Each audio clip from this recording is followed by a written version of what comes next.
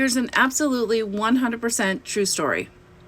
I used to have, when I was a little girl, curly hair. And I mean Shirley Temple, springlet, ringlets going everywhere curly hair. And my mom, she didn't have any idea what to do with it, so she cut it short. So short, short, that I look like a boy. Anyway, long story short, I started to let my hair grow when I got into my preteen years, and I had no idea how to style my hair. I didn't know anything. All I knew was that I had a big bottle of pink dippity-doo hair gel, and I would layer that stuff on there and hope for the best. In fact, I even came home at lunchtime during school just to wet my hair down so that it wouldn't be so frizzy. True story.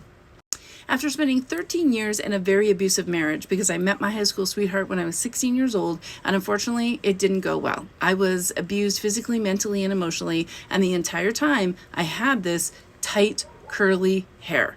Now, by that point, I had let my hair grow long, so although it wasn't doing the whole Shirley Temple thing, and it was these beautiful long ringlets, it was still who I was. That was my identity. I didn't really know how to do my makeup, didn't know how to do my hair, and I certainly didn't know how to love myself. Fast forward, years later, I got out of the marriage, and I actually, by chance, ended up hearing about something called Japanese hair straightening, and I got it done to my hair. And let me tell you, it was straight. It was so straight. It was poker straight. But I didn't care that I looked a little bit ridiculous, and my hair had absolutely no movement or body.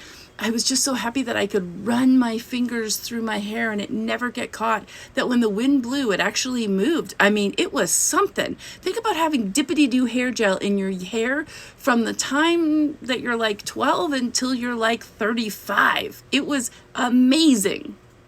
But then eventually that hair straightener wore off and the curls came back, but they didn't come back the same. They came back as these like little weird trying to be a curl kind of thing.